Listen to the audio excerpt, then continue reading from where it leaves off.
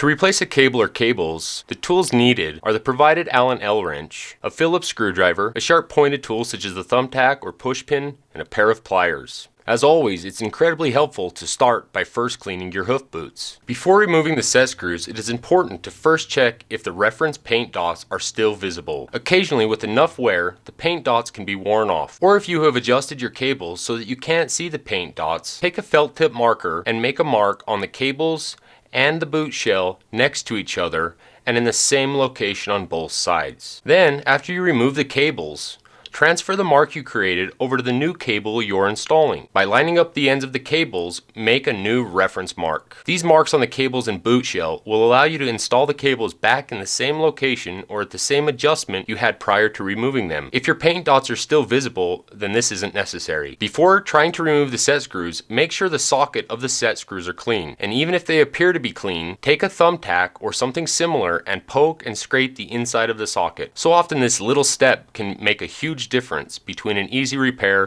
or maybe something frustrating. The set screws and cable clamp are stainless steel, so more often than not, any issue with removing the set screws is simply that they have hard packed debris in the socket.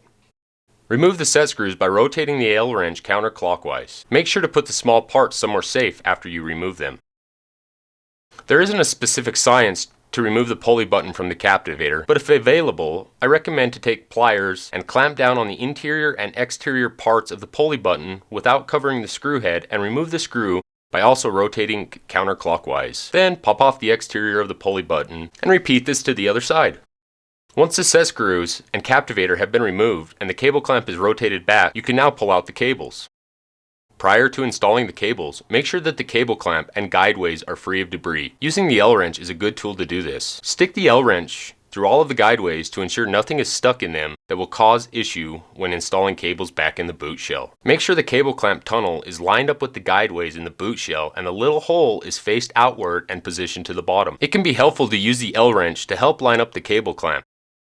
Now you can install the cables by feeding them back through the boot. I want to point out that cable lengths vary throughout boot sizes and the reference paint dot color also varies for this same reason. Once you have installed both cables, double check that both cables are installed in the same location, whether that means using the reference paint dots or the marks you created.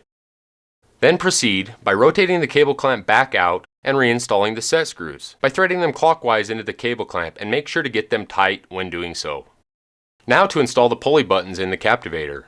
To install the pulley button in the captivator, take the exterior washer portion and hook it around the cable in the guide channel and pinch the cable with your fingers to hold it in place while you snap it into the captivator. Also, that the cable stays around the pulley guide channel and doesn't get smashed between the two pulley button parts. Also make sure it falls in the channels in the captivator after you snap it into place.